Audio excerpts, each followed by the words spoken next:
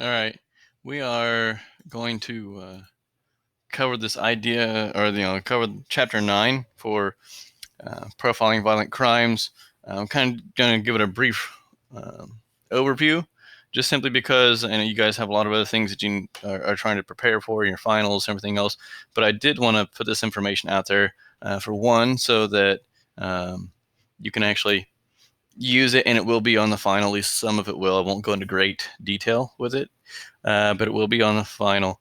Also, I just think it's something interesting to try to discuss a little bit about. So, either way, we're going to talk a little bit about the pedophilia and psychological profiling of pedophiles and child molesters. Kind of what's the difference, different motivating factors, if you want to call it that, for each of the types and subtypes. So, just to get us started, as far as what pedophilia is, I know a lot of people have heard the term, know that, used it, whatever, as far as pedophile, pedophilia, things like that. But essentially, it says loves. I mean, we all have children that we love that are, like, whether it be because we are family, or because we just care about the well-being of younger people who are more vulnerable, things like that. That's a far different type of love, and I think all of you know that. But this group, pedophiles,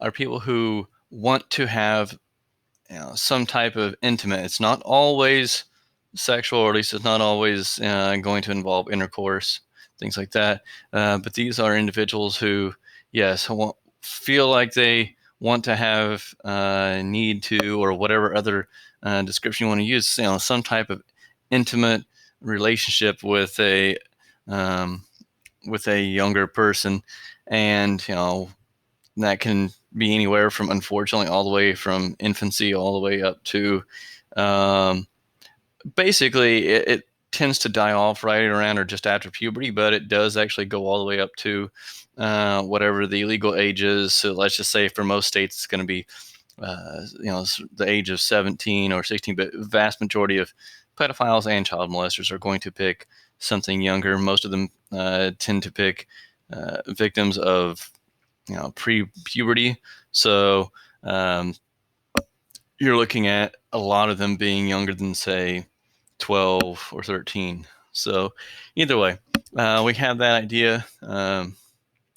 And so, like I said, their idea, pedophiles, ranges anywhere from fondling to mutilation and murder. We'll kind of get into that as we go through different types. But, some of them just want, just like the closeness and the innocence of a child. And trust me, I'm not trying to defend them by any means. I'm just simply trying to explain how kind of their mindset. And some of them actually want, a sexual relationship with that child. And then ultimately, what some of them, whether it be because of the aggression and the fact that they have power over someone else, or because the the fact that they got caught and they don't want a witness, whatever, that's where it leads to the mutilation and murder that comes later. So a lot of them do fantasize, excuse me, about sexual activities, and I already mentioned the pre-pubertal children, in essence, prepubescence, another term for it, and they tend to, and we'll get into this as we go through the different types and subtypes, but there is more coercion that takes place with pedophiles. So an example would be, trying to start off with something like being friendly and being helpful to a child, if you want to call it of interest, okay, and then, okay, now you're showing interest in what they're doing. You're trying to spend more time with them.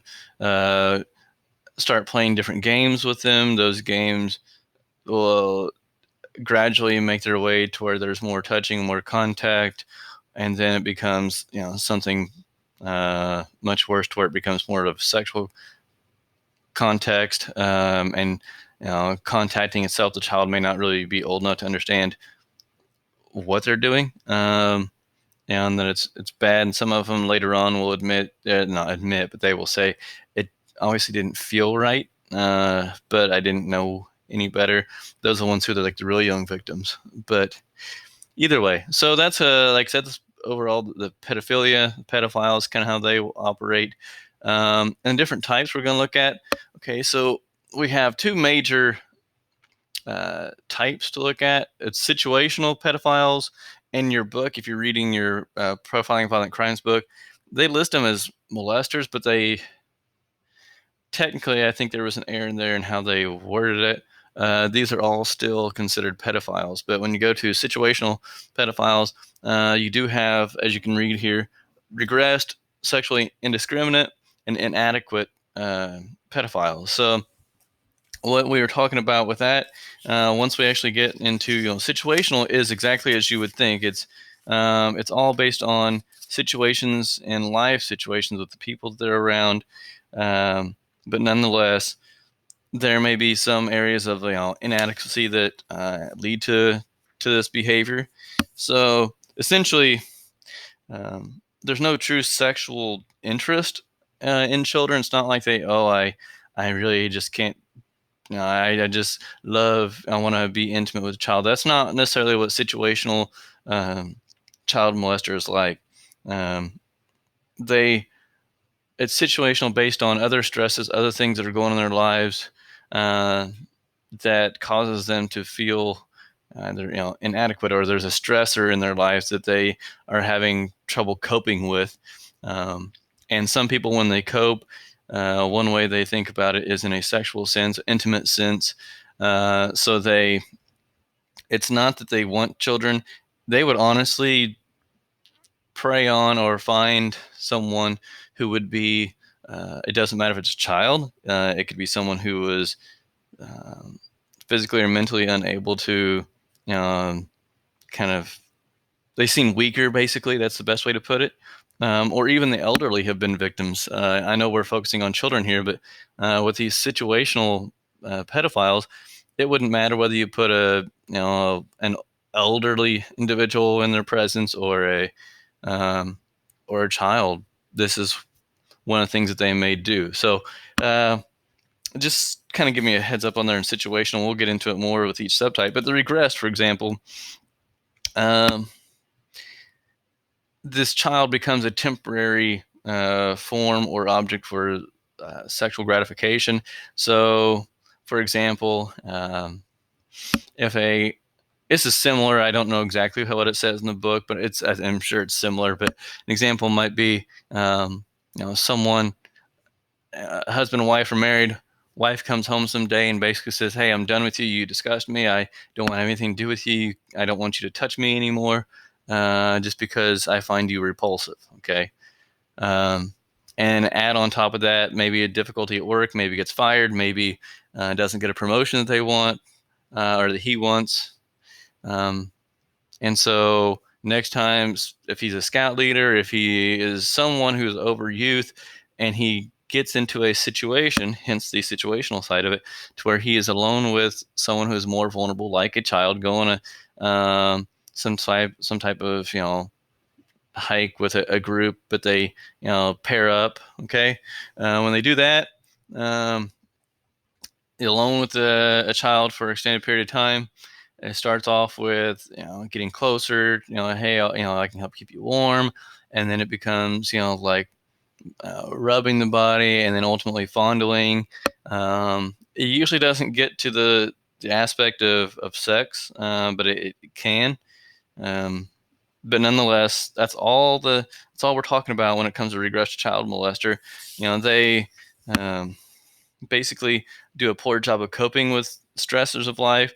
They substitute a child in for their normal relationship that they have or would have otherwise. They're only picking that victim simply because that victim is available, and they try to coerce, just like I said, majority of pedophiles do. They coerce their way into gaining the trust, or creating that situation to where something intimate can actually occur. And so that's what I want to touch on with the regressed child molester. These people may have regular lives otherwise, would never have really, in their minds, wouldn't have thought that they, it's not like they have this, they wouldn't have come out and said, "Oh, I have a love for children," or any sexual desire in that way. But The fact that they would choose children or the more vulnerable is simply just because of the situation, and also they realize that children are oftentimes less judgmental, especially when it comes to anything sexual that occurs. They are less judgmental than adults. Okay, so that's just, like I said, that's regressed. Child pedophile, or as the book calls it, a molester, but I'm going to call it a pedophile because it fits more in that category right now.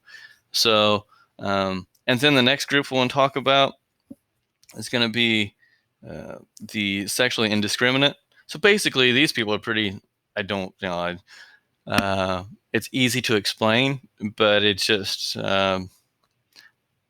because I think they are lower on the scale of humanity, I guess, but on the moral scale, that is. So basically, what happens is the sexually indiscriminate is perfectly fine with involving anything and everything in their sex life.